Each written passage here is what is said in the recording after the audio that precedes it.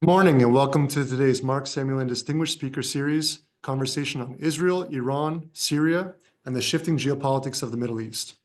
My name is Aaron Rosen, and I have the pleasure to serve as the president of the World Affairs Council of Miami. I'm joined by Noemi Erdos, who's supporting this program from the World Affairs Council side. Thank you, Noemi. The World Affairs Council is an independent, nonpartisan 501c nonprofit, and we work to enhance local access to high-quality information on international affairs. This program is held in partnership with the World Affairs Council of Atlanta, World Affairs Council of San Antonio, Jacksonville, Seattle, Tennessee, Western Michigan, and WorldBoston. Given the sensitivity of the topic, before we get started, I'd like to address our reasoning for holding this talk. Despite tremendous global attention, many in communities across our nation and beyond find it challenging to access informative and trustworthy information on Middle Eastern affairs. That information is critical, particularly when, as of late, it may seem that events in the region are shifting so rapidly that it may be hard to keep up. Our goal with today's conversation is twofold. First, by maintaining civility in today's session, we aim to demonstrate that it is possible to discuss political trends in the Middle East in a calm, trustworthy, and informative manner. Secondly, by inviting two esteemed experts, world-class experts, we hope that their analyses and observations will help those tuning in to better understand the current state of the Middle East. The region is, after all, undergoing a profound geopolitical transformation, with Israel managing the aftermath of its military campaigns against Hamas and Hezbollah, Syria having entered a post-Assad reality, and Iran facing diminishing influence as its regional partners weaken. Today, we will explore how these shifts are shaping the balance of power in the region, including Israel's strategic recalibration, Iran's ability to project power amid setbacks, Syria's future, Arab-Israeli normalization, and U.S. engagement under the new Trump administration. Additionally, we will assess emerging dynamics, including the role of Russia and China, and the evolving normalization efforts between Israel, Arab states, and the broader region. The prospects for renewed diplomacy or conflict escalation will also be on the table. With that all in mind, I want to thank you all for joining us here today. We are grateful for your time and your civility, and we also encourage your participation. So please submit your questions through the Q&A system. Keep it respectful, and we will work through them during the Q&A session toward the end of today's conversation. Before I introduce our speakers, I want to pass the mic to my colleague, Ricky Bevington from the World Affairs Council Atlanta for a few remarks. Thank you, Ricky, for your support. Thank you so much, Aaron. My name is Ricky Bevington. I'm the president of the World Affairs Council of Atlanta. And on behalf of our members and guests who are on our virtual dialogue today, a thank you to the World Affairs Council of Miami for inviting us into this partnership and for providing us with the opportunity to share the expertise of Alex Vatanka and Nimrod Goren with our community in the Metro Atlanta area. The World Affairs Council of Atlanta, our mission is simple: to prompt new thinking on critical global issues. And we do this by providing a forum for informed discussion of global affairs that impact Atlanta's economy, culture, and quality of life. And the Middle East is certainly one of those global issues that affect all of us. With that, I will hand it over, and thanks again to our guests for being here. Thank you, Ricky. I'll now have the distinct pleasure of serving as today's moderator, and we'll begin by briefly introducing our speakers, Nimrod Goren of Mitvim and Alex Vatanka of the Middle East Institute, whose extensive and impressive bios I've lightly condensed. Dr. Nimrod Goren is president and founder of Mitvim, the Israeli Institute for Regional Foreign Policies. He also serves as co-founder of Diplomeds, the Council for Mediterranean Diplomacy, and was formerly a senior fellow for Israeli affairs at the Middle East Institute. Nimrod is also co-chair of a regional initiative at President Isaac Herzog's Israeli Climate Forum. He holds a PhD in Middle Eastern Studies from the Hebrew University of Jerusalem and was a Hubert Humphrey Fellow at Syracuse University's Maxwell School of Citizenship and Public Affairs. His areas of expertise include diplomacy, regional cooperation and peacemaking, with a focus on Israel's foreign policy and regional relations, the Middle East process, peace process, and Turkey's foreign policy. Welcome, Nimrod. Alex Vatanka is the founding director of the Iran program at the Middle East Institute. He specializes in Middle Eastern regional security affairs with a particular focus on Iran. He was formerly a senior analyst at Jane's Information Group in London and a senior fellow in Middle East Studies at the U.S. Air Force Special Operations School at Hurlburt Field and teaches as an adjunct professor at Wright-Patterson Air Force Base. He has testified before the U.S. Congress and lectured widely for both governmental and commercial audiences, including the Department of State and Defense, U.S. intelligence agencies, and a list of international corporations. Born in Tehran, Alex holds a BA in political science from Sheffield University in the United Kingdom and an MA in international relations from Essex University, and is fluent in Farsi as well as Danish. Welcome to you both. Let's begin by examining the changing balance of power in the region. As the Middle East moves into a post-war phase in Gaza and southern Lebanon, long-standing regional dynamics are shifting. Iran's proxies have suffered setbacks, Israel appears to be in a growing position of strength, and US policy toward the region under the new Trump administration remains uncertain and at times unpredictable. First question then concerns the regional balance of power and is for you, Alex. With Hamas and Hezbollah significantly weakened, how does Iran recalibrate its regional strategy? Aaron, thank you so much for that warm introduction, and also thanks to Ricky for welcoming me and my good friend Nimrod. Very much look forward to the discussion today. Look, to your question in terms of where Iran is right now, early 2025, all I can tell you is my sense looking at the sort of discussions and policy formulations that are being expressed by various senior officials in Iran is one of hoping for the best, essentially. They are on the defensive. They feel like they have lost quite a bit of ground in recent months in the region, at the hands of Israel and others. For example, at the hands of Turkey in terms of the situation in Syria. I have argued repeatedly since October 7th of 2023 with the Hamas attack on Israel that the Iranians from get-go had two kind of policy objectives in mind. Well, one was to deny that they were involved. It was a denial in terms of supporting Hamas. It was a denial that was hard to believe when we know the long history of Iranian support for Hamas. But at the same time, the Iranians were happy that, if you will, Israel were hit hard. Some of the more, euphoric sentiments expressed by some folks in Tehran were beginning to talk about the end of Israel as we know it. On the other hand, the senior leadership, including Supreme Leader Ali Khamenei, from the very beginning knew that Iran had to occupy that space of deniability, because if it failed to do so, it would potentially bring Iran and the United States to an open conflict, which is the last thing the Islamic Republic has ever wanted since 1979, not because they don't want that conflict, but because they know the outcome of such a conflict, and they don't want to be defeated at the hands of the United States. So that's basically where they have been for the last 15, 16 months. But as Israel, certainly since summer of last year, began to hit Iran and its proxies harder and harder in places like Lebanon, and obviously in Syria, and the Iranians were reluctant at first to retaliate. Then they were forced to retaliate. The stakes were raised to a level that really made the Iranian leadership uncomfortable. We can talk about the specifics in terms of what some of those Israeli actions meant for Iran, in terms of, for example, hitting some of the key targets inside of Iran. We can talk about that if there's time and interest. But my point here is that Iran right now, the leadership is at a point where they really have to look back and make some hard decisions. The last few decades has been one of promoting the idea that proxies that Iran has recruited among Arab populations, places like Lebanon, Syria, Iraq, to some extent in Yemen, that these proxies can do the fighting for Iran, that Iran can sit back and enjoy the show. What the Israelis have done with the support of partners like the United States is to sort of say, well, that's not going to happen anymore. Iran will be held responsible. The consequences could be great, including the potential, as I said, that kind of a conflict, and potentially putting the Iranian nuclear program and other strategic assets in the line of fire. The last thing the Iranians want. So, long story short, if I may, they are now waiting to see what President Trump will do vis-a-vis Iran. They will pick up the phone and answer positively if this new American president offers talks. I have no doubt about it. That's been pretty much articulated by the Supreme Leader himself.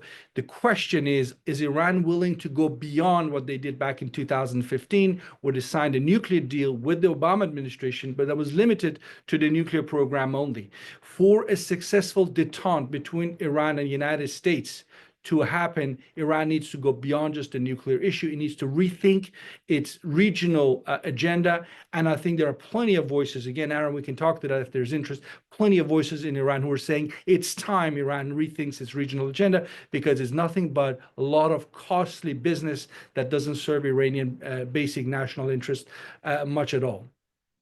Thank you, Alex. There's definitely going to be interest in discussing some of those internal conversations. I will come back to that, but please definitely do keep that in mind. Thank you for those opening thoughts. Nimrod, turning to you, I'm curious what Hezbollah, Hamas, and Iran's losses and the success of Israel's operations mean for Israel as a regional power, and what challenges to its security remain after so many of these historic longtime foes have seemingly fallen by the wayside. Thank you, Aaron. It's a pleasure being here, especially with Alex speaking with me here. And you mentioned that we are in a post-war era, but I think the Israeli mindset is still with a question mark about that, of whether really the ceasefire, the temporary ones in Lebanon, in Gaza, actually lead us to this post-war time that we've been waiting for. It's tomorrow, it's 16 months since that terrible day of October 7 with the Hamas terror attack, the deadliest day in Israel history. We still live that in Israel, and it's not a cliche. So when we look at all that happened in terms of the geopolitics and the strategic positioning of Israel in the Middle East, there's been such a big transition. Because the days after October 7th, and I've been hearing it from friends and regional colleagues at the time, like Alex said, it was this notion that this isn't Israel anymore, that the failure, the losses, the suffering that was inflicted by Israel, by a group like Hamas, not a superpower, not a major regional actor like Iran, really reflected a change to the negative in terms of Israel's power projection, regional relations, ability to initiate processes within the Middle East. And over time, that gradually changed with a dramatic tipping point in the summer, just when Israeli actions against Hamas led it to kill basically the leaders of Hamas, when the operations against Hezbollah took a different turn, the strikes against Iran, later, of course, the changes in Syria. All of that brought the perception now to one as if we're at the beginning of an era of relatively Israeli dominance in the Middle East. Some people like it, some people don't like it, but that's kind of a common phrase that I'm also hearing from colleagues in the Arab world. Okay, so the power and the positioning of Israel during that time really changed. The major enemies that Israel faced immediately on its borders, namely Hamas and Hezbollah, are no longer in a position to cause the damage they could, or that Israel were afraid they will in previous years. Syria, which used to be this transition of weapons from Iran to Lebanon, to Hezbollah, where Iran was more and more present, the army, the military was eliminated by Israel in a series of strikes after the transition, the political transition over there. Israeli attacks against Iran in retaliation to the attacks in April and October by Iran against Israel changed the military dynamics or the equation. And Israel has the upper hand, I think, in the region now. And with Trump coming into power in the States, with his very much pro-Netanyahu kind of policies, even with the new European Commission that is much more open to Israel than before, I think that creates a different reality for Israel, which is much better in terms of security and national interest. But there's a caveat to that, because in parallel to all those improvements to the security on the political national state level issues, when you go deeper and we look at Israel's national security also dependent on its relations in the West and on unofficial levels, we see a decline. We see relations between Israel and the publics and civil society, academia, culture, business in Europe decline. A lot of criticism. We see the legal issues against Israel, the arrest warrants, ICJ, ICC, all of that impacts the power, not necessarily the military power, but the soft power, the positioning. So that's an issue. And the other issue is whether Israel could leverage all of its achievement on the battlefield to diplomatic gains in trying to improve its regional relations, to advance peace. So all of those are still up in the air, and we're not sure whether this down and then up will stay like that or will decline once again. Thank you, Nimrod. I will continue with the next question, but I also want to remind both of you that if you have thoughts, follow-up thoughts to either of your remarks, please feel free to chime in as well. Looking then, building off of those initial observations, looking at Israel's strategy post-Gaza war, post-Lebanon war, Alex, I want to start with you. How does this seem from an Iranian view? How does Iran view Israel's recent military campaigns, and what lessons is Tehran drawing from its proxy's performances in these conflicts? I know we talked about some of the internal conversations about allocation of resources. Before we get into kind of the domestic politics and sort of opposition views, what is the kind of establishment thinking in response to what they've been perceiving happen in amongst some of their partners and allies? Thanks, Aaron. I think everyone pretty much knows this fact that I'm about to share, but it's really important to keep that in mind when we're discussing Iran's attitude towards Israel. Iran has no historic fight, if you will, with the state of Israel. There's no territorial dispute. There's no people-to-people dispute. In fact, the Jews of Persia, of Iran, have lived there for 2,500 years plus. There's a long history of Persian-Jewish friendship, if you will. I mean, you can look that up. It's there for anyone to see. So this is important to remember that in 1979, a political leadership comes to power in Tehran and decides to, if you will, turn on Israel for ideological reasons. There's nothing in the national interest of Iran tomorrow, in my view, and I'm sure there are people who might disagree. There's nothing really in terms of sensitive Iranian national interest that will be hurt by Iran tomorrow or today giving up this fight against the state of Israel. The Iranians are not Palestinians. They don't have a land dispute. They're not part of the Arab world. Iran sits outside the Arab world. They don't have necessarily that Arab solidarity. So what I'm trying to say, Aaron, is that Iran has made huge investments against Israel, because when you're fighting Israel, as the Iranian regime has found out, you're essentially fighting also Israel's biggest friend, called the United States. And that's where the problem for them is, because it's not just Iran's nuclear program that has resulted Iran being it's either the first or the second most sanctioned country on earth today, when you put Russia next to it, depending on how you count the sanctions. But the point is, it's a heavily sanctioned country. And it's not just because of its nuclear program. It's also because of what it does in the region, principally its support for groups like Hamas, Hezbollah, Islamic Jihad, and so on. So the Iranian regime has spent a lot of time, energy, and I would put the finger on the person of Ali Khamenei, the supreme leader who's been there since 1989, invested in this campaign. And fast forward to the last year and a half or so, what they have discovered is that the Arab proxies like Hamas and Hezbollah, that Iran invested so much money and effort in, were pretty much quickly demolished in a short span of time. Now, Iran has to make a decision. Do they go back and try and rebuild the likes of Hezbollah and Hamas, if that's an opportunity, or even in looking for groups to support in Syria, or do they give it up? Do they give it up and go back and look at what they need to do at home to lessen the distance between the Iranian regime and the Iranian people? Because here's another simple reality. What the regime of the Islamic Republic is doing in the region has very little support among the Iranian people. The Iranian people don't want to be sanctioned. They want to have the basic things that everybody wants to have on a human level. But now the regime, and the regime, by the way, has known this for a very long time. But now, the crisis point has moved so close to the regime that they have never, in my view, have been so hard pressed to have to make these decisions in terms of whether to change course or not. Iran can be a spoiler. Iran can, despite the fact that it's under sanctions, still find enough money to find enough arms to ship to groups here and there in the region to sort of, if you will, hurt United States allies, if that's what it wants to do.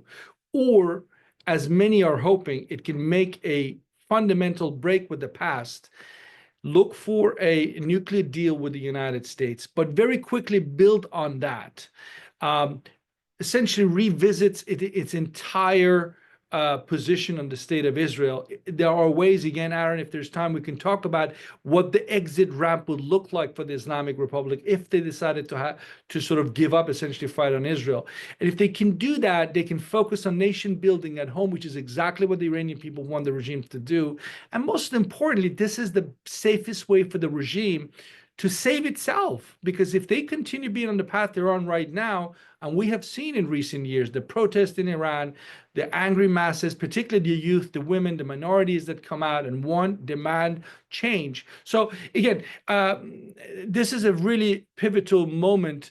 I hate to sort of almost steal the words from Elon Musk, but the fork in the road moment here in many ways. I can't think of another moment where the Islamic Republic had to look its own people in the eye and explain exactly what it is they're doing in the region at such a high cost, right? Because this is not a fight for the Iranian nation's survival.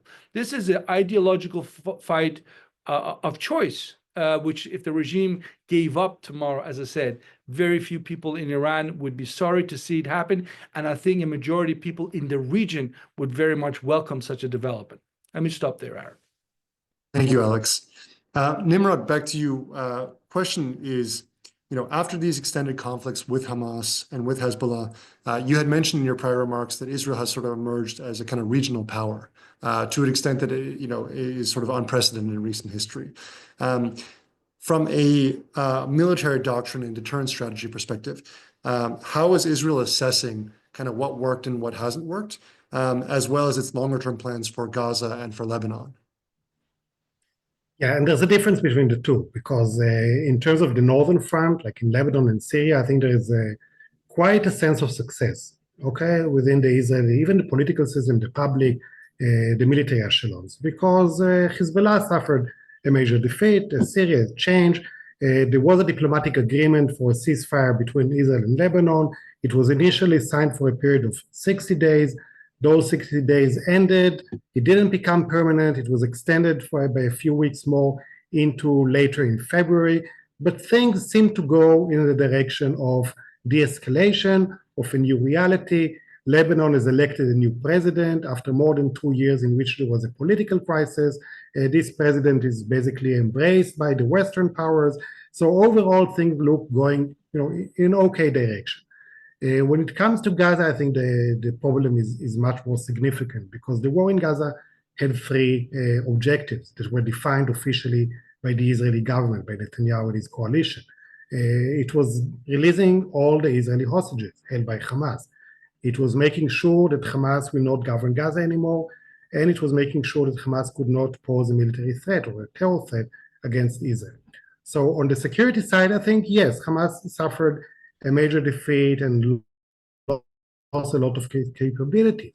But when we see the photos, the pictures, the live streaming, every Saturday when there is those releases of Israeli hostages, and it's going like 3 by 3 every week, according to this ceasefire that we are now in, which is confined to 42 days of phase 1, what Israelis see on the screen is Hamas governing Gaza, basically. Okay, so we see Hamas terrorists on the street and Hamas showing people where to go and orchestrating the events. So the sense of that Israel managed to make sure that Hamas will not be in control of Gaza anymore, I think that's still much in the open. And it leads to a political controversy, because some say that a different governance structure could have been put into place should the Israeli coalition want that. There was a gap between what Netanyahu posed for a day after in Gaza to what the international community wanted, okay? Because the international community and President Biden, I think, spelled it out very clearly, initiated a sequence in which the Palestinian Authority, which rules the West Bank and is based in Ramallah, would undergo some reform, will come back to the Gaza Strip, from which it was overthrown by Hamas back in 2007, with the support of regional powers of the international community, lead the recovery and reconstruction in Gaza, in a situation that unites back the West Bank and Gaza, opens up prospects for progress towards an eventual two-state solution, also leading, as a side note to that, to Israel-Saudi normalization. So there was a very clear sequence on how things could change from the war to a new regional reality. The position of Netanyahu was different. Netanyahu, throughout the years before the war, wanted to maintain the divide between the West Bank and the Gaza Strip, because he saw that as a buffer from any international pressure to advance a two-state solution, which he strategically objects.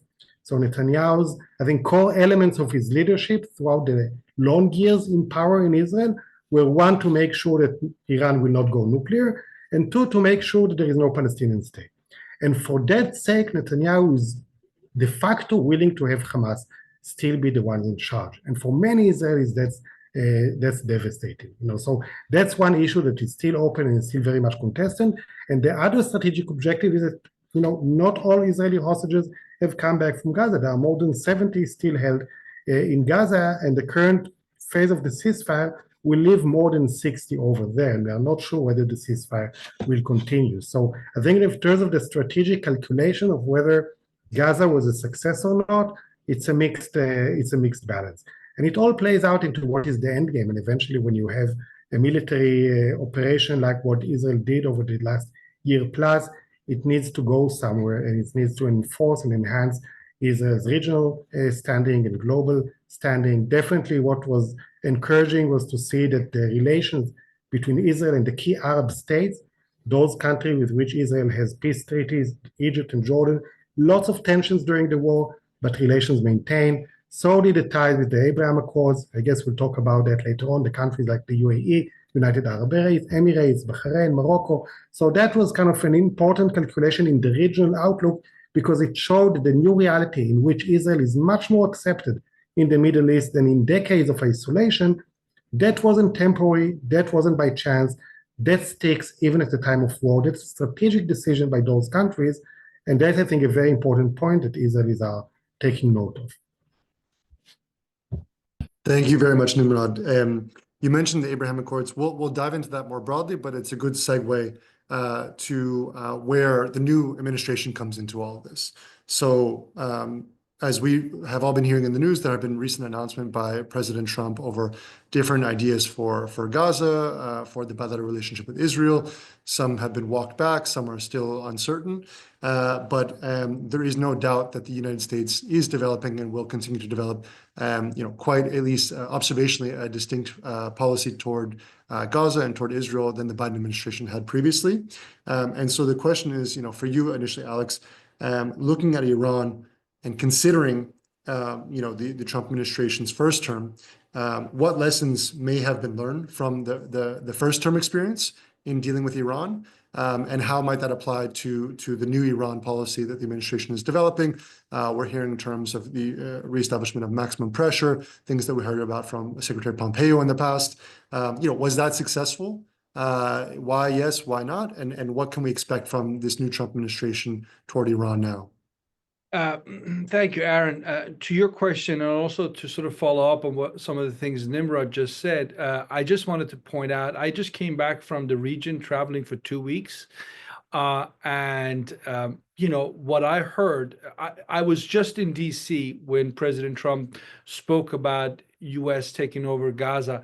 But when I was in the region, I heard a lot of folks, both officials and non-officials, basically regretting the fact that it's so hard for Abraham Accords to be sort of the game in town when the situation is what it is in Gaza or among the Palestinian population.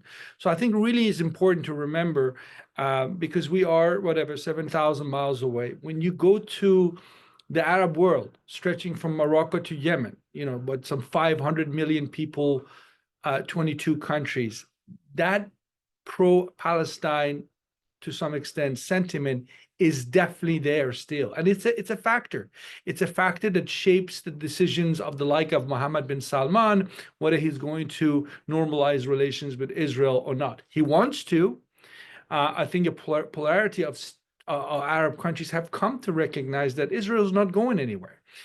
And yet they have to deal with this public sentiment in their countries that says, before you do anything in terms of normalizing, for example, see if the Palestinians can get a better deal than they are currently facing. In terms of the Trump administration's position on Iran in the first term and going forward, look, the Trump administration, I I don't want to politicize this whatsoever.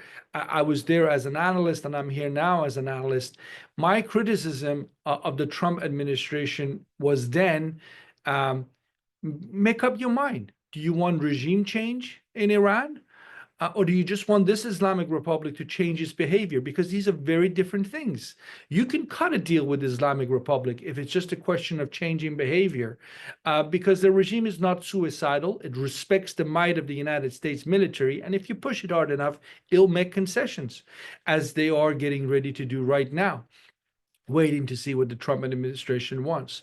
But you had in that first Trump administration a mixed bag. You had traditional Republicans, people like Tillerson or James Mattis at the Department of Defense, who were looking at Iran from that traditional Republican prism. They weren't nation builders. There are certain issues with the Iranian regime they wanted to have fixed and then move on. And then you had folks like John Bolton, very different school of thought. I would not put John Bolton in the traditional Republican school of thought.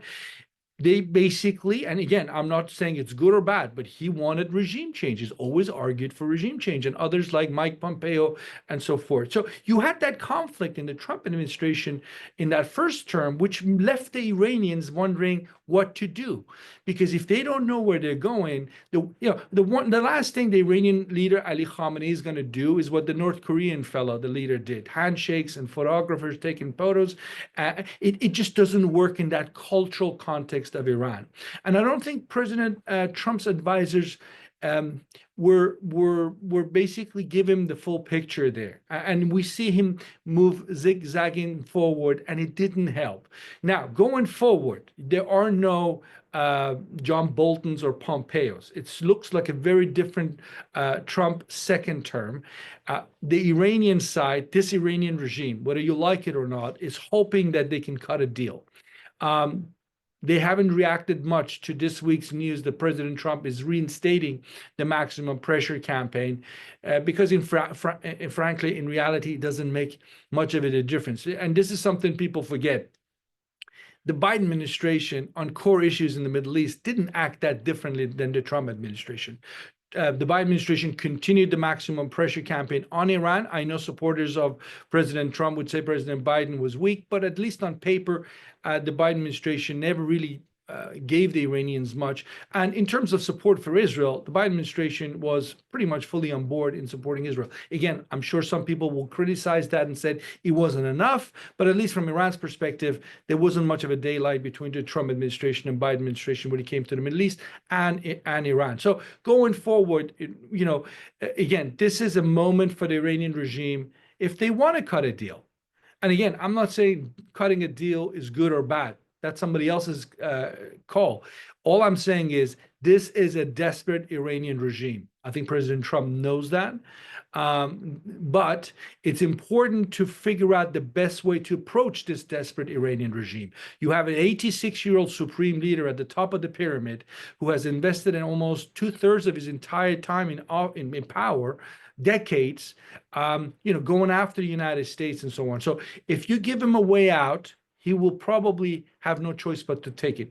If you are going to humiliate him, that's a different matter. He might decide that it's not worth it. That will be his legacy, and he might not be willing to cut a deal. But let me just say this, Aaron, I'll stop. Ali Khamenei, just a few years ago, when Trump was in power in the White House, said, even the day comes where we have to cut a deal with the Americans, we will never cut a deal with that man, meaning Donald Trump. Today, that's not what he's saying, because today the realities of his society, the anger of Iranian public against the regime and regime's losses in the region has basically made it very clear to him that he needs to look for a way out of this. And if Trump is willing to play ball, then I think Khamenei will at least try and entertain that idea and see if it will work out. Excellent. Thank you, Alex. Extremely fascinating, and I really appreciate that level of detailed insight. We'll jump into a bit more specifics on some of these internal conversations in Iran in a moment, but I want to bring it back to Nimrod. And Alex was touching on the new Trump administration from an Iranian perspective. From an Israeli perspective, however, what does a second Trump term mean for that bilateral relationship?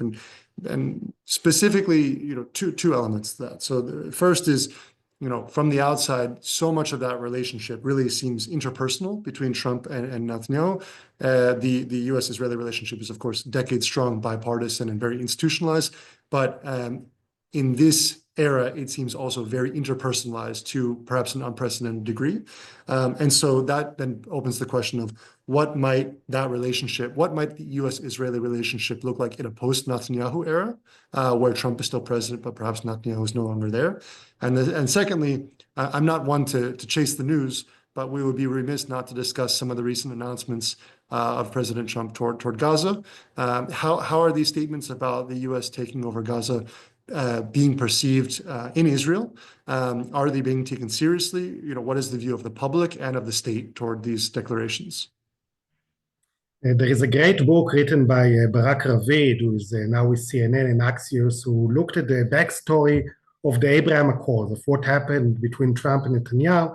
And I think one of the interesting revelations over there, that when Trump basically finished his first term, his ties with Netanyahu, his personal ties, were not really good.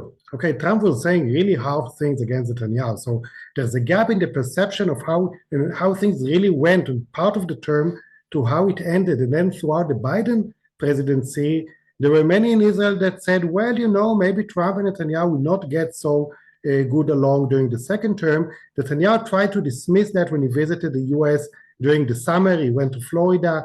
He had a very, very cozy meeting with Trump, so to reflect that things are back on track. And that's definitely what the leaders are trying to project now, although occasionally here and there, Trump does have statements that could be interpreted as not that supportive of how Netanyahu handled October 7th, especially before he came into power. When you look back at the first term of Trump and we evaluate it along the lines of what we spoke about in terms of the regional relations and the Palestinian issue, and the ties to the second question you asked, Trump was there when the Abraham Accords were signed. Okay, so it's not as if Trump and Netanyahu at the time invented this rapprochement or normalization with the United Arab Emirates, Bahrain, and Morocco. Those were processes that began, some of them maybe even a decade earlier, and progressed over time. But Trump managed to create a condition that enabled the outing of this relationship and making them formal by utilizing transactionalism, by his focus on the Gulf, by his reassurance of the Israeli right that he will not pressure Israel on the Palestinian issue, and the willingness of those Arab countries to put aside to a certain extent the Palestinian issue and the two-state solution. So there were progress on that being made, but if we recall how Trump dealt with the Israeli-Palestinian issue, he entered office with big promises of a deal for the century, if we recall, but then there were 3 years, more or less, of back and forth on what the plan will be. So the Trump plan was actually introduced just towards the end of the presidency. It was announced in his early trip to the Gulf, like 4 months after being elected, and for 3 years it was debated. Now, after 2 weeks in office, Trump's come out and spells a very specific plan on what he wants to see happening in Gaza. Okay, so, and that quite takes Israelis off guard. I think even Netanyahu was surprised a bit of hearing, what Trump wants to do to the Palestinians and his plans of an American takeover of Gaza and transfer of Palestinians to regional countries. That's the rhetoric that we heard from the far right in Israel during the beginning of the war, talking about transfer of Palestinians, which raised so much international criticism against Israel and also created so much tensions with Egypt and Jordan. For them, it's an existential issue not to allow Palestinian refugees enter in large numbers their territories. So Trump is entering this territory, which is a bit shaky. And for those Israelis who support the two-state solution and peace with the Palestinian, it's very disturbing, okay? And of course, we're not sure whether what he declared at the White House, there will be follow-through, whether it's a negotiation tactic to make someone do something else. But if you take it at face value, you see that while Trump was very constructive in getting the first phase of the hostage release and ceasefire done, Biden did not manage to deliver. Trump, even before taking office, had put leverage and hadn't been involved in the process to make it happen.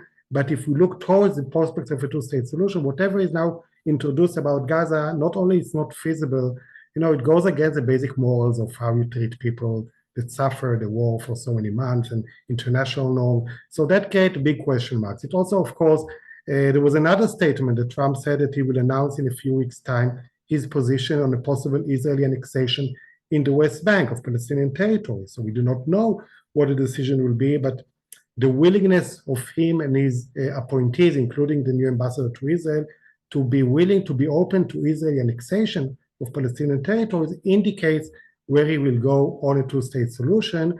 And even things that he is doing internally within the US, like whatever is being done to USAID, I don't know where it will turn out eventually, but USAID is a major supporter of Israeli-Palestinian people-to-people and civil society interaction, which are so much needed as we transition from war to a new reality. And if that is stopped, so that's a big problem for those trying to build the bridges. So there's a lot of problems that we see kind of signs of during the first weeks of Trump in office. It's not necessarily that this will continue. Hopefully things will go in a more constructive diplomatic way, but that I think raises quite a bit of concern. And going back to the initial thing, the personal issue, and you talk about the post-Netanyahu, yes, Israel is want new elections, Israel is want new leadership, not clear when and how, but I think anyone else that goes into office in Israel will definitely share quite a lot of Netanyahu's ideology. It's not as if there will be a transformation to the Israeli left wing, which is currently weaker. So I don't see any problem for Trump to work, whether it's Naftali Bennett or Benny Gantz or whoever will be in Netanyahu's shoes. So I think the relationship is very strong, and it's not only Trump, it's the Republican administration that Netanyahu is very comfortable with. So I think there's a lot of safe cushions for this relationship. Thank you very much, Nimrod. So next, I want to pivot the conversation a little bit toward Israel, Iran, and their specific evolving strategic calculations. Specifically, I'd like to consider how the relationship between Israel and Iran has transformed so dramatically over the decades, from what were once, strategic partners to bitter adversaries. Alex, you touched on that a little bit. Yeah, I'd like for us to explore, how their foreign policies have evolved and what factors are really driving these hostilities, and whether de-escalation may be, on the table.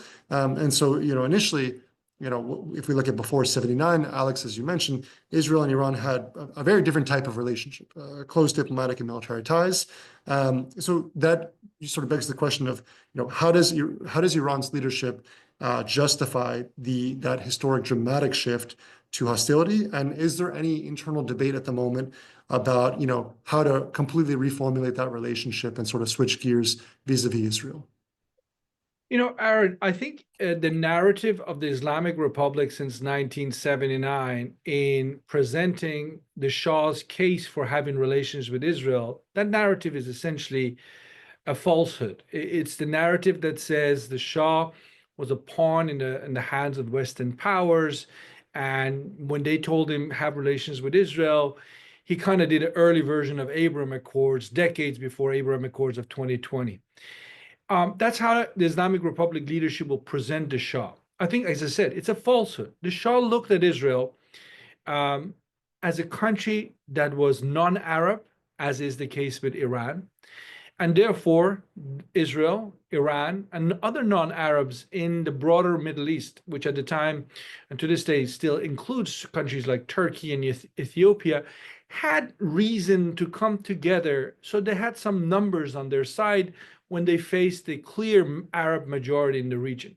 So the Shah looked at it from that point of view. He looked at it in the sense of what they call the periphery doctrine, that the Israelis came up with the concept that they needed to have friends outside their immediate neighbors in case of hostilities, or just having their basic needs, economic, diplomatic needs served.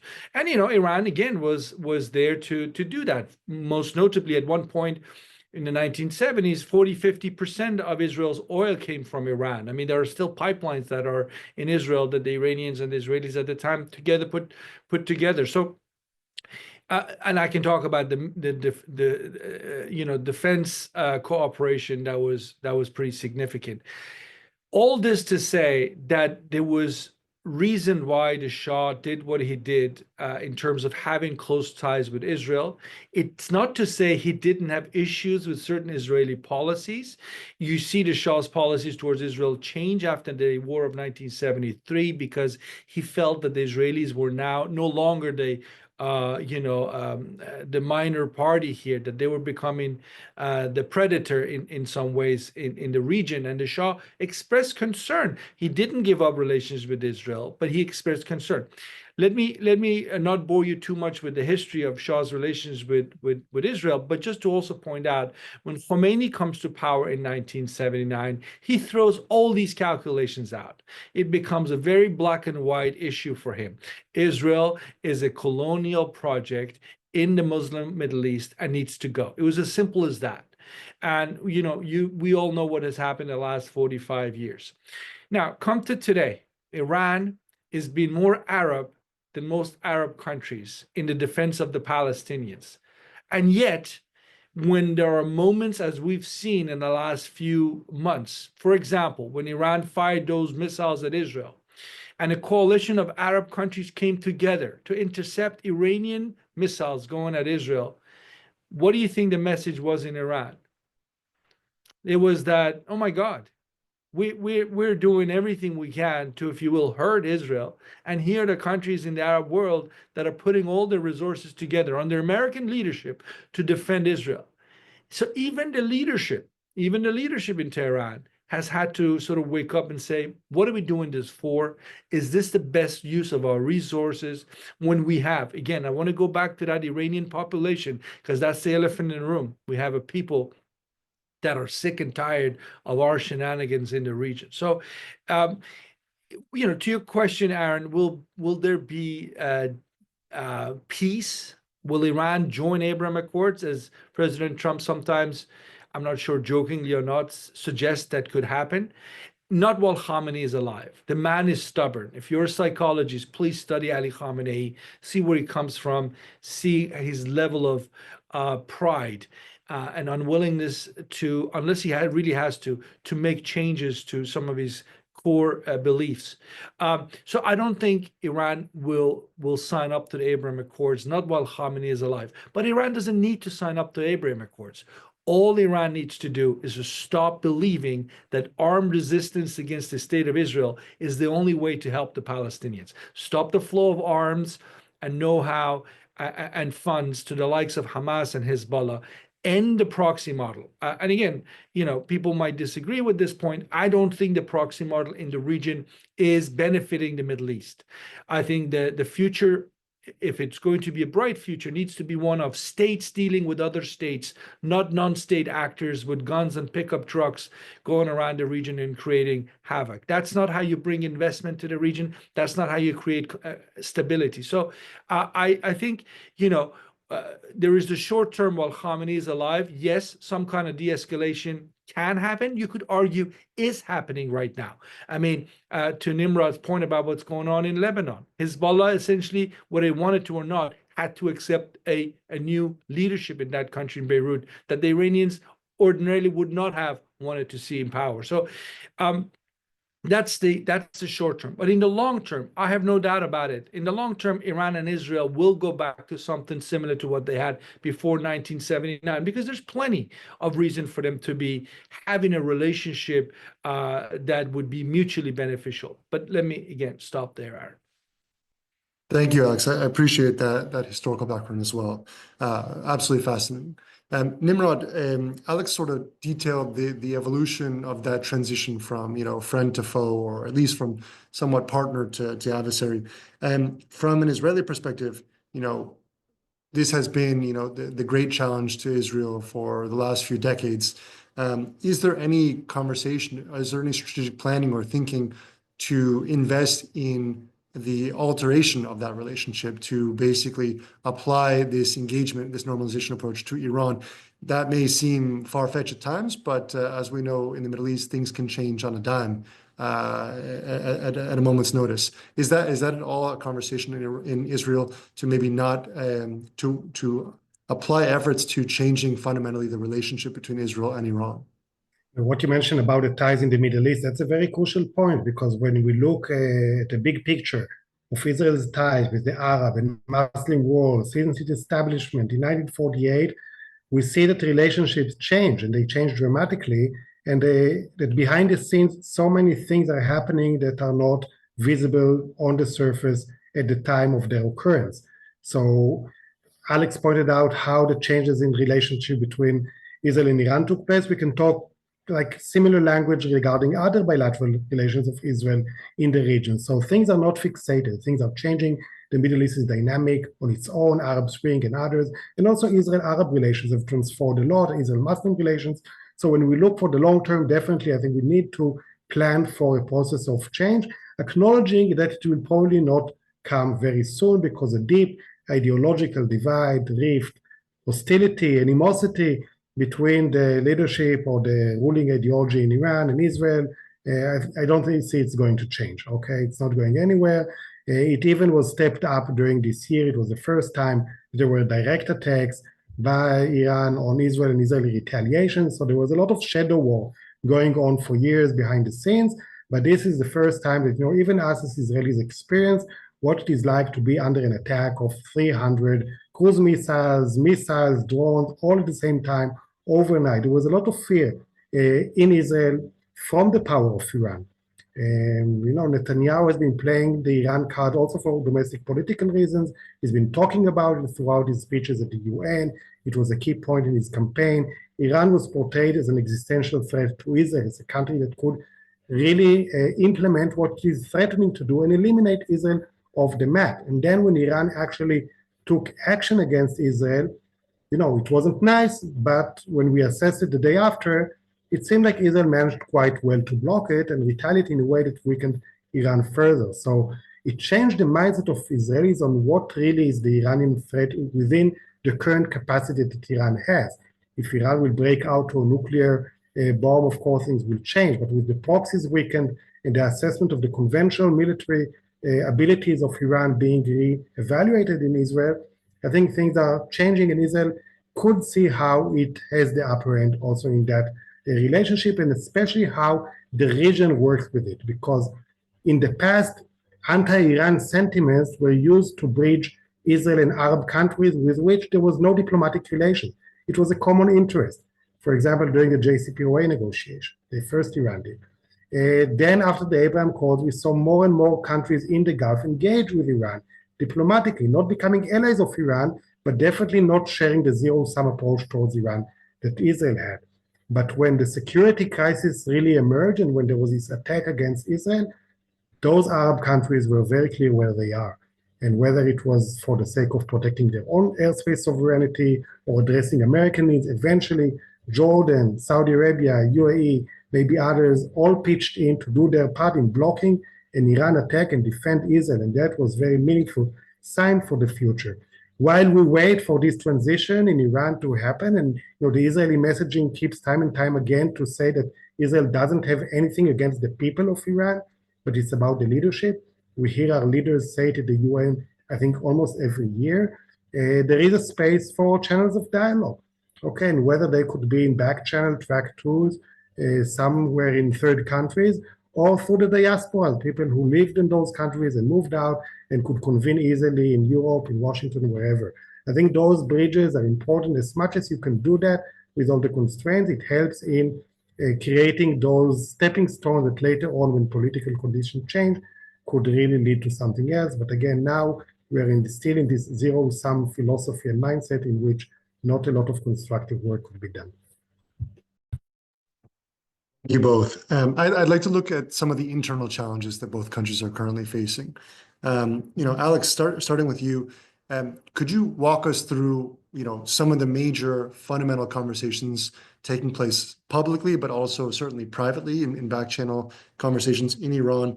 This is a country, facing significant economic and political and foreign policy woes. Tremendous pressure and a return, of course, of the Trump administration, which seems very likely to pursue a very heavy-handed sanctions approach toward Iran as it did previously. What type of political culture is that creating, and how is that facilitating or adding to some of the underlying social pressures that you meant that bridge the people from the regime? Aaron, if I could just sort of tackle the issue of sanctions first, and then I'll talk to the domestic situation in Iran. Look, the idea that sanctions alone is going to bring the Islamic Republic down is in many ways just a hope. It could happen, but it's a hope. And in my book, hoping is not tantamount to having a policy. It's not going to take you to your destination. President Trump, in his first term, in my view, made a mistake when he put the maximum pressure campaign on the Islamic Republic. He, at the same time, took off the military option off the table. Now, I'm not sitting here arguing for war with Iran. I think that would be a mistake. But I don't think he needed to announce it. There was no harm done letting the leadership in Tehran, second guess what you might do next. And that kind of a fear might have just pushed him down the path of making more concessions. But President Trump basically took a domestic political decision that said, my public in the United States, my voters don't like to hear about another potential war in the Middle East. So I'm going to do what is cheap for me, which doesn't cost the United States anything, put all the sanctions in the world on Iran. But I'm not going to commit anything in terms of American blood and treasure to another Middle Eastern war. And that's exactly what the Iranian regime had hoped to hear, and they heard it. So they took the sanctions on. They felt they could go around the sanctions, and to some extent they did. And let's not forget, America's main rival today, China, buys 90 to 95% of Iranian oil and keeps that regime afloat. So there are different layers to this issue of sanctions, and sanctions alone, I just want to reiterate, is not the same as having a serious watertight policy. Now, on the point of what's going on in Iran, anybody who's been reading Middle Eastern pages of newspapers or online knows that this is a country where you got historic levels of anger by a population against a regime that essentially has lost touch with reality of their own society. The sort of things they engage in, forcing women to wear the veil, forcing them to wear the veil, investing millions of dollars to bring Chinese-made cameras to society to detect where people are not putting on the veil properly. I mean, when you think about what the regime is at in terms of potentially fighting major wars, including Israel, United States, for them to invest so much in that domestic repression is mind-boggling. But they do it for a reason, because they know they will lose the grip on power if they're not tough with their own people, because they have no legitimacy left. I would argue, Aaron, maybe 10-15% of Iran's 90 million population today supports this regime. And of that 10-15%, a lot of them, a high percentage, probably do so because that's where the paycheck comes in. These are the technocrats, the bureaucrats who know ideologically the regime has lost its way, but really don't know what the future will be without it, so they kind of stay with it. The young, long time ago, lost this regime. I mean, if you look at the levels of immigration, the rates of hopelessness in society. These are statistics that the Iranian regime, ironically enough, puts out. I mean, I can go on. The list is long. This is a very depressed society, a very proud culture, a country of 5,000-year continuous history that finds itself being taken hostage by the leadership, including most notably Ali Khamenei, who refuses to sort of look at his own people and accept that they want serious change, not minor changes, but serious change. Khamenei came to power in 1979. He's part of that first generation revolutionaries. He came to power because, in his view, the Shah, in the last few months in power, kind of became a bit weak in his knees and started suggesting he was willing to make compromises. And that was it. That opened up the floodgate. Khamenei wants to go in a different direction. He's not accepting any calls for change, because he thinks if he makes a concession on whether women should wear the veil or not, that's be the domino effect will start. And that will be the end of the Islamic Republic. And he will be the second and last supreme leader of this system. So I could go on, and if there are questions, I'd be happy to tackle different specific issues, but it's a regime that's lost its own people. And I keep saying this to American policymakers when I'm invited to places. I say the biggest tool in the box the United States has when it comes to the Islamic Republic, it's not necessarily the mighty U.S. Air Force or the intelligence community. Those things are wonderful tools, but don't forget, that you got a country of 90 million people. Significantly part of it is young. It's extremely upset with this regime. Where it's taken it, Iran is isolated, ostracized. Let me stop by giving you one anecdote or something that was said by a prominent Iranian commentator who lives in Tehran, who openly speaks to Iranian media. And he was in Doha, Qatar, and he said just 2 weeks ago, he said, it surprises me today as an Iranian living in Iran that Benjamin Netanyahu is seen by millions of Iranians as a hero. And whereas the same Iranians are fed up with the Palestinian issue because they feel like Palestine and the regime's commitment to Palestine is the reason why Iran is where it is today, isolated, poor. It should be a top 20 economy, but because of the sanctions, they're obviously stuck. Again, that's a view from someone who is in Iran and saying that the regime's policies are extremely unpopular on a whole host of levels.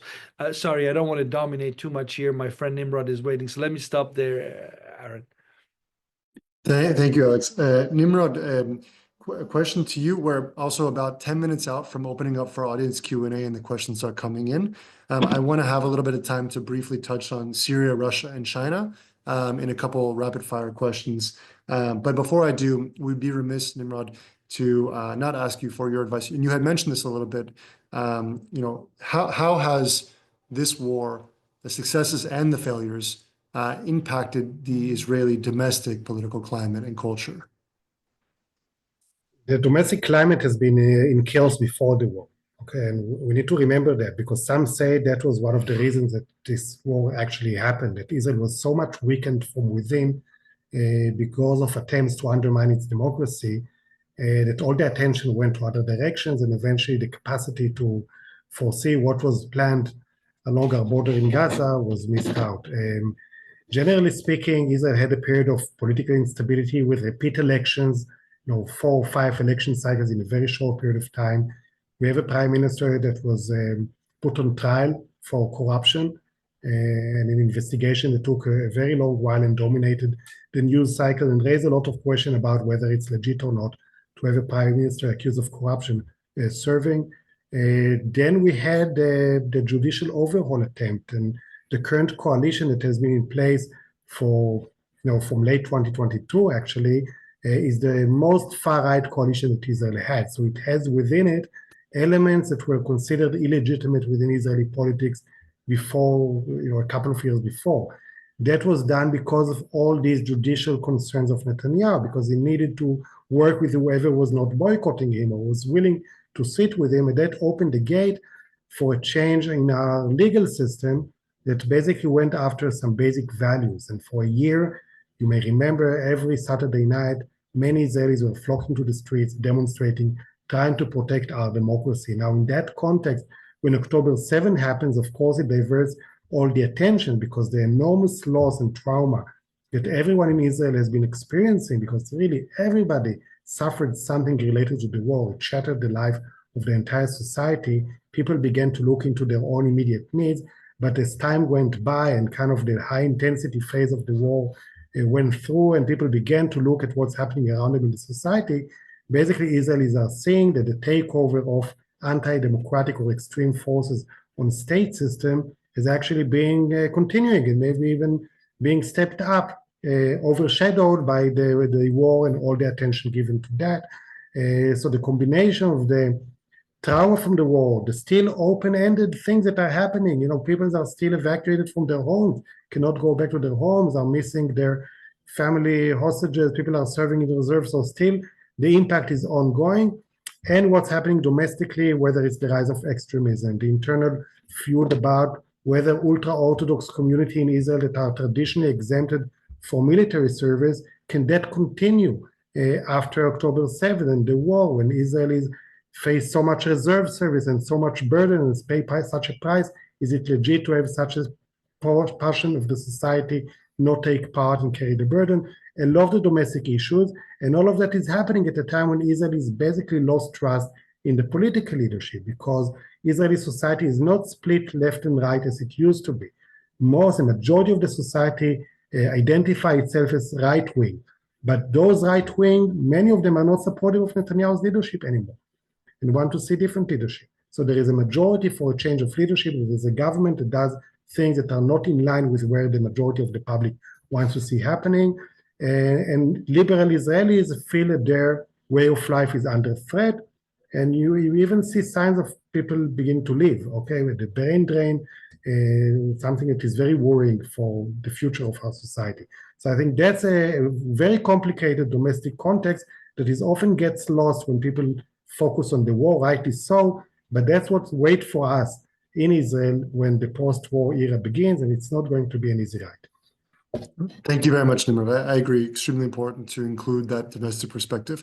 We're going to open up for questions in 5 minutes. I see that there's a couple that have already come in. Before I do, I want to end this part of the conversation by looking at Syria and then the role of Russia and China. We'll have just a few minutes for this, but first, very straightforward and simple. With the fall of the Assad government in Syria, Syria's international relationships, have been turned on a dime. And the question is, both for you, Alex, and for you, Nimrod, how is that being engaged and perceived from an Iranian and Israeli perspective? Well, in other words, what type of view is Tehran applying toward Syria, and what type of view is Israel applying toward this new Syria? Alex, I'll go for you first, and if we can keep this concise, I appreciate it. Yeah, no, I'll be very quick, Aaron. Look, the Syrian intervention on the part of the Iranian regime had detractors in Iran at the time, including that fellow, if you remember, Mahmoud Ahmadinejad, who, the presidency in the Islamic Republic is not that powerful, but he can make statements, and he did make statements at the time saying, what are we doing? Why are we going to this country away from 500 miles to our west, helping a tyrant kill his own people? It makes no sense. But Khamenei and the Revolutionary Guards, people like Qasem Soleimani, made the strategic case that you're better off fighting your enemies outside of Iran's borders and wait for them to come in. For a while, it seemed like Iran had the upper hand. We all talked about how Iran was dominating the region, till the Israelis, the Americans, others came together, and we saw what happened to Assad. In the course of a few days, essentially, his regime crumbled. And I think, the Iranians right now have to wait and see. Do they want Syria back? If so, what are they willing to give up in return? It's not going to be cheap. They're going to have major conflicts, not just with Israel. Their biggest fight in Syria would be with Turkey, and perhaps others, the Gulf countries. So the Iranians, used Syria as a bridge to supply Hezbollah, purely based on that, what I described, an ideologically driven foreign policy. But if Iran tomorrow gives up Syria, it could focus on issues or files that are much more pressing for him. I would include the rise of ISIS in Afghanistan, the competition between Iran and Turkey in Central Asia, Caucasus, Iran sort of trying to get closer to the Gulf states. These are all files that are much more significant for Iranian national interest than Iran throwing everything it had to try and regain whatever small foothold it can regain in post-Assad Syria. Thank you so much, Alex. For you, Nimrod, how is the collapse of the Assad government being experienced and engaged with from an Israeli perspective? It was a surprise. I think no one really expected that to happen, and that was worrying for Israel, that it was surprised again by regional developments that it didn't foresee. Traditionally, during the Syrian civil war, Israel was happy with Assad remaining in place because it was someone familiar that was known. But over time, with the increasing Iranian presence and the strengthening of Hezbollah through weapons going via Syria, the calculation, I think, changed. So Israel's immediate reaction to the transition in Syria was a security one. It was taking over the buffer zone. It was taking over strategic positions. It was trying to prevent smuggling of weapons from Syria into Lebanon to get to Hezbollah. And it was basically eliminating the Syrian military, as I mentioned before. So that was the military response. There was not a lot of diplomatic activism by Israel on that ground, but basically speaking, when we look at Syria becoming hopefully a functioning state that has backing of moderate Arab countries, that has an embracement by the West, that has Turkish influence and not Iranian influence, all of that create a reality that is much better to Israel, for Israel to deal with. But to do that effectively, Israel should also establish now a better strategic dialogue with Turkey The relation between Israel and Turkey suffered a big damage after October 7. Now there's a necessity to resume the channels of dialogue over there for the sake of leveraging all that happens in Syria. Thank you very much, Nimrod. Okay, I'm going to move to open and read some of these questions from the audience. If you have additional ones, please just make sure you submit it during the Q&A in the Q&A session, and we will work toward them. The first question here is from Sherry Maruna. Sherry writes, for Alex, didn't Iran say that they want to, quote, wipe Israel off the map and continue to taunt the US with a nuclear program? I'm therefore questioning Iran's motives, as well as the statement that you made saying that the nation has no dispute with Israel when their support for proxy groups denies that. So essentially questioning, the statement that you made before about that historical lack of, let's say, territorial contention that you had mentioned that other Arab countries or the Palestinians might have with Israel. How do you respond to that? No, that's a short answer. What I was saying was before 1979, there were no Iranian-sponsored proxies to go after Israel. This is becoming a policy of the Islamic Republic after 1979. That's all I suggested. I'm not, refusing the fact that Iran has engaged in this proxy warfare, and they proudly claim that frequently in their statements. So all I said was before 79, the relations were state to state. There's nothing ideological. It was driven by national interest of the two countries. They cooperated when it made sense, and there were plenty of times for that. And when it didn't make sense, they didn't see eye to eye. I can point to the 1975 decision by Iran to stop supporting the Kurds of northern Iraq, which upset the Israelis immensely. But the Shah at the time decided he wanted to go in a different direction. So all I'm saying is, one, the Shah, driven by national interest, by anti-communism, whereas Khomeini and his successor Khamenei have taken this ideological look at the state of Israel. Thank you very much, Alex. This one I think will be more for Nimrod, although some of these will be open for the both of you to jump in. This is from Shafkat Rasool, a PhD scholar of international relations from Pakistan. Shafkat writes, in the current scenario, what is the solution for the Israel-Palestine war? Hamas and Hezbollah are almost dead. Israel has achieved their goals, and Trump came back into power. So what are the possibilities for resolving, I understand this to be resolving the situation between Israel and Palestine? Sure, and that of course depends on your political position in Israel. So I'll share mine, and I support the two-state solution as the resolution for the Israeli-Palestinian conflict. I think it's a long way to get there, but the steps that are necessary is first to make sure that the current temporary ceasefire in place in Gaza is becoming a permanent one, and there is a roadmap to that. So that's necessary to end the war, to release the hostages, and when this is being done, to make sure that there is a new governance within the Gaza Strip. And I think the best to do that is the Palestinian Authority, that is the legitimate, credible leadership of the Palestinian people. People within the Palestinian Strip may not like it as its current form, but that's the counterpart with which Israel signs its diplomatic agreement. So reforming or bringing the Palestinian Authority into Gaza, doing that within a context in which Arab countries that want to support the Palestinian people join forces with the Palestinian Authority, international community, Americans, Europeans are also part of the game,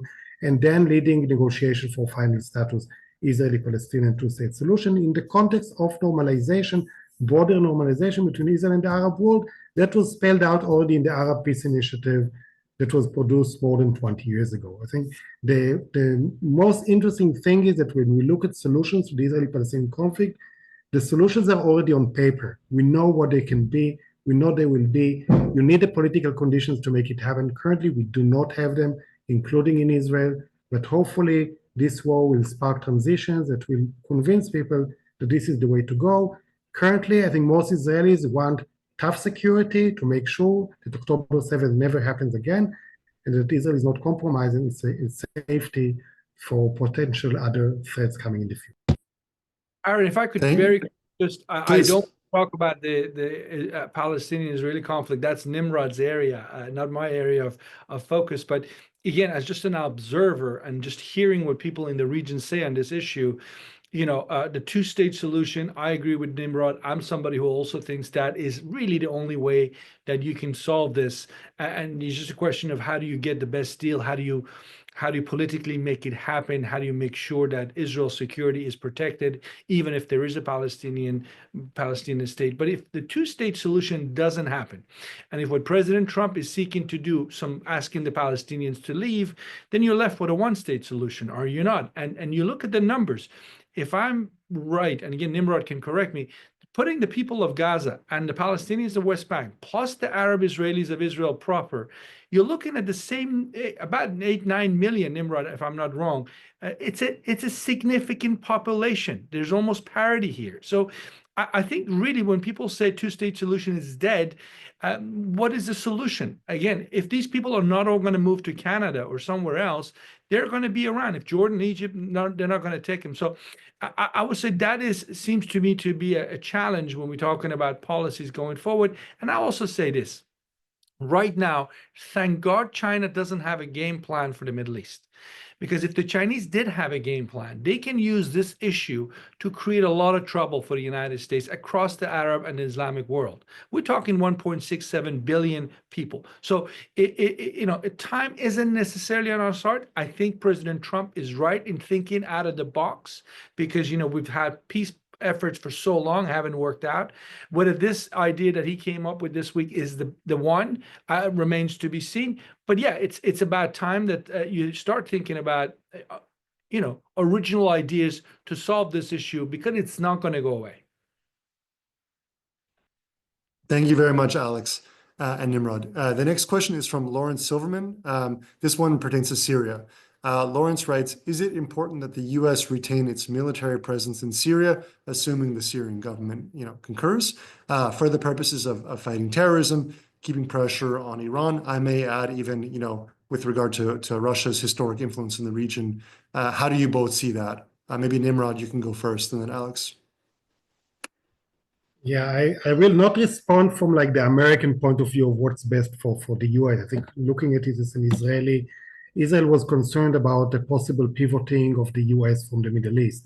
So there was a concern that Israel's most significant ally will look at other issues. So any prominent presence of the US in the region will be welcomed in Israel. I'm not sure it needs to be in terms of actual American soldiers based in Syria. I think there's other ways, because there is such an international consensus about making the Syria transition work. I think the American position could be different. It could support in other ways, while other regional countries or allies can be more involved in the security domains.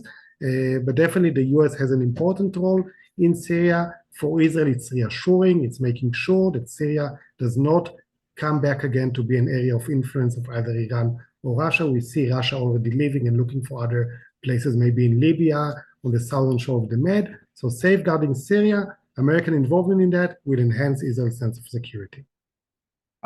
Aaron, from my point of view as a U.S. citizen and American taxpayer, I would just go a little bit further than what Nimrod just did.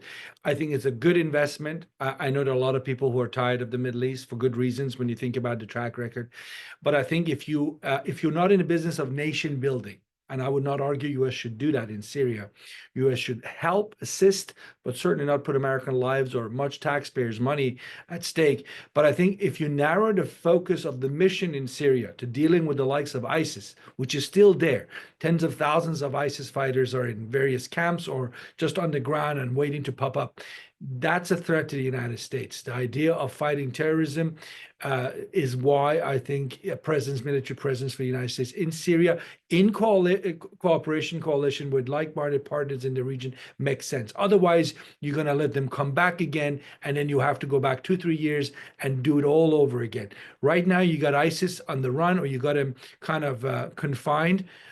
Deal with them, deal with the issue, make Syria politically as strong as it's possible, make it a sort of a functioning state. It's not going to become a democracy, but a functioning state that's not a threat to the United States or doesn't become a haven for anti-American actors the way, say, Afghanistan was in the 1990s for the likes of Osama bin Laden. That ought to be objective. I think if that's what it takes to have 1,000 or 2,000 American troops in Syria I think it's worth it. I'm reminded, thank you, Alex, and Nimrod. I'm reminded of the movie Charlie Wilson's War, which goes into also the lessons that once the U.S. is engaged in an area or region and sees a success that is beneficial to, to our interest, and then sort of moves on and it kind of forgets about it, what happens to that area of the world. Thank you very much. The next question is from Tom Welch.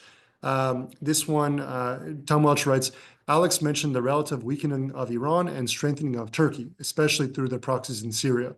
What does Turkey see as its strategic interest in the Middle East, and what posture can we expect from the Turkish government in the coming years? I'd also, Alex, I'll give that to you, but I'll also open that to Nimrod, given that Nimrod is also a specialist on Turkish foreign policy and Turkey's role in the region. So maybe Alex and then Nimrod, please. Thank you. No, look, the Turkish position obviously is one of deep interest and concern for the Iranians. In the last 5 years, Iran feels that it has lost to Turkey in various regional theaters. It began in the South Caucasus when the country of Azerbaijan was able to regain its occupied territories from the Iranian-backed country of Armenia. So the Iranians put that down to a loss to Turkey. And more recently, obviously, the rise of Ahmad Shara and the HTS, Hayat Tahrir Sham, this group that just took over from Assad in Syria, again, Turkish-backed. The Turks have their own reasons. They fear the Kurdish population in Syria and the idea of Kurdish sort of nationalism from Syria, inspiring, motivating the large Kurdish population inside of Turkey. So the Turks have their own agenda for why they're doing this. But the question from Iran's point of view is, if Turkey becomes stronger and stronger, where will the Turks end? I could go on this issue, but let me just point out one thing, Aaron, and then I'll pass on to Nimrod. Iran has a significant Turkic-speaking minority, 20 million plus.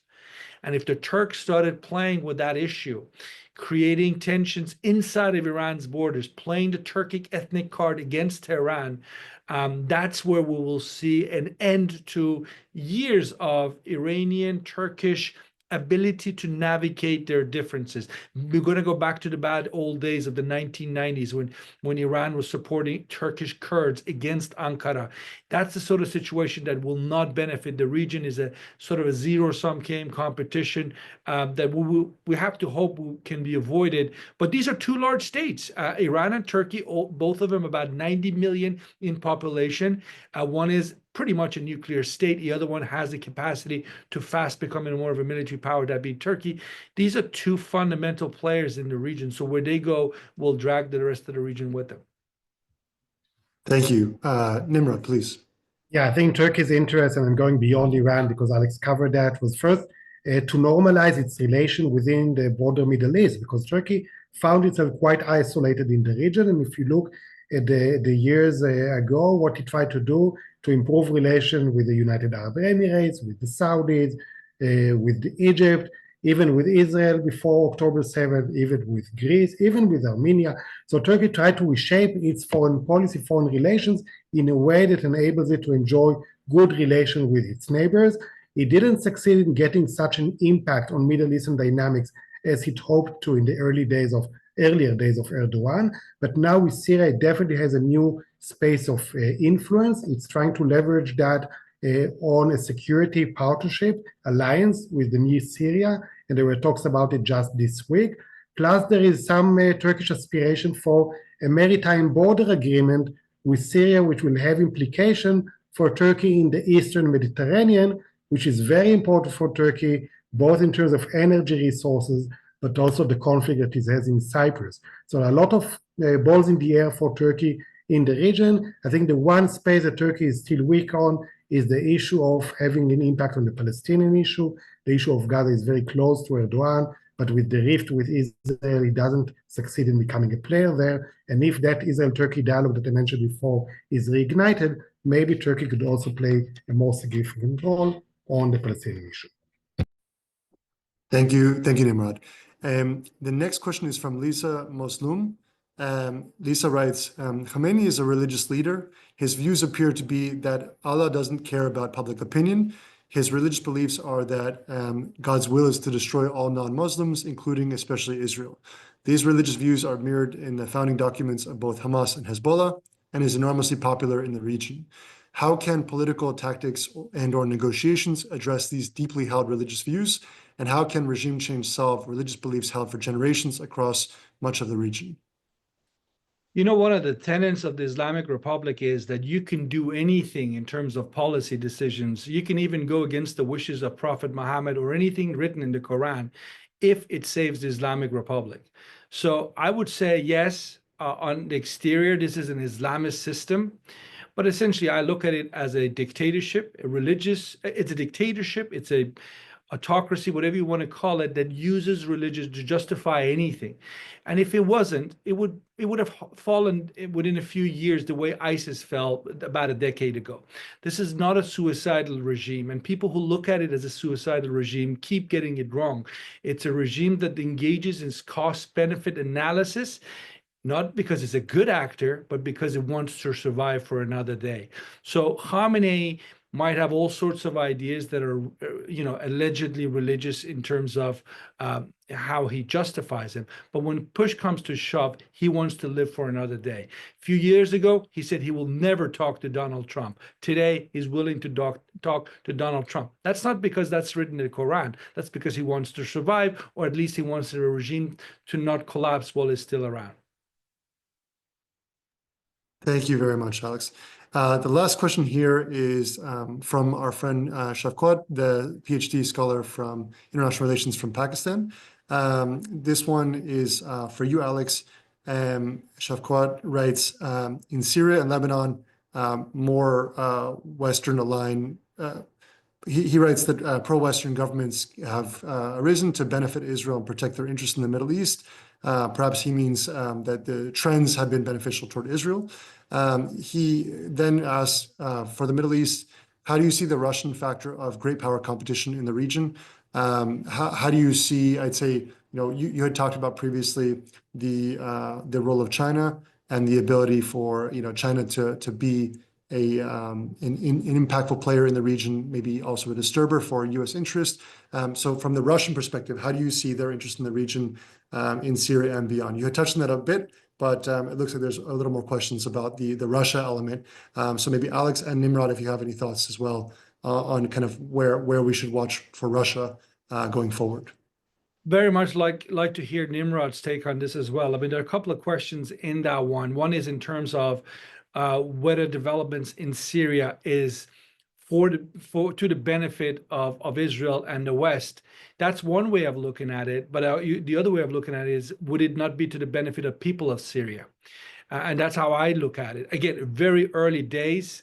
If you are cynical, basically you're looking at an Al-Qaeda man running Syria. Ahmed al-Shara was a member of Al-Qaeda. I mean, that is a pretty scary sort of scenario to think of, but that's the reality of today. But let's see if the man can reform, if the Syrian population can reform. In terms of the Russians, again, I think the Russians tried to keep Assad alive, but after they got involved in the Ukraine war 2022, they have been distracted. They have bigger issues to worry about, and obviously, depending on who you ask, they didn't fight for Assad because they felt that the regime's time was up anyway. It was rotten to its core, and it fell like a house of cards. That's essentially also the Iranian conclusion why the Iranians so quickly packed up and left.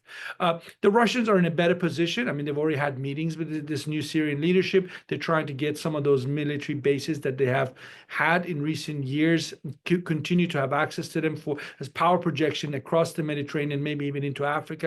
That's something Iran doesn't have the luxury for, at least not as of today. But I will also just from my point of view, wrap things up by just saying Russia and China are loud in terms of expressing all sorts of missions for the Middle East and ideas and selling themselves as partners. And they might one day be able to fill those roles. But as of today, United States still the dominant actor. As of today, nobody can even compete with the US when it comes to the role of acting as a security guarantor for the region, unless the US decides to give it up because it just wants to go in a different direction. But if it doesn't, if it wants to continue to stay in the region, you will find plenty of the regional actors, from Egypt to Jordan to the Gulf countries. They all want to have the US there, at least to as a partner when the conditions allow for it from their perspective. Thank you very much, Alex. Nimrod, any additional thoughts? We're sure. almost out of time, but I want to give you a chance to make a few closing thoughts on that. So very short on Syria, of course, on Syria and Russia. Israel is on the side of the states. So the moment there is a rivalry, an increasing rivalry between the US and Russia and China, it's very clear where Israel will stand. Israel had an interest in coordinating with Russia when Russia was active and having a significant role in Syria. Now that this is gone, I think you will see a lot of more of tensions, like on issues of Russia hosting Palestinian fractions and basically backing Hamas in a way in certain circumstances. I think overall, Alex is very right that we need to focus on the people of the region and their benefit, their prosperity, their security, their safety. And we need to make sure that the American leadership, American involvement is actually taking that also into account and really listens to the needs coming from the region and not dictating its own policies and trying to reshape a region against the will of its people, but rather supporting prospects of peace, of enabling moderates to have the upper hand after such a year and a half of devastating reality in our region. And again, thank you for the opportunity to speak here. Thank you very much. Thank you to you both. We are out of time, but I wanted to take a moment just to say, thank you to all of you joining in and listening. Thank you to Ricky also for your introductory remarks. Our broader thanks to the World Affairs Councils of Atlanta, San Antonio, Jacksonville, Seattle, Tennessee, Western Michigan, and Boston. I'm here from the World Affairs Council of Miami with my colleague Noemi Erdős. We're very grateful for all of you joining. Thank you, Alex and Nimrod. It's a pleasure, and we look forward to hosting you again in the future. Maybe in person when we can bring you both to Miami. Thank you. Pleasure. Bye-bye. Okay, thank you all very much. Bye-bye.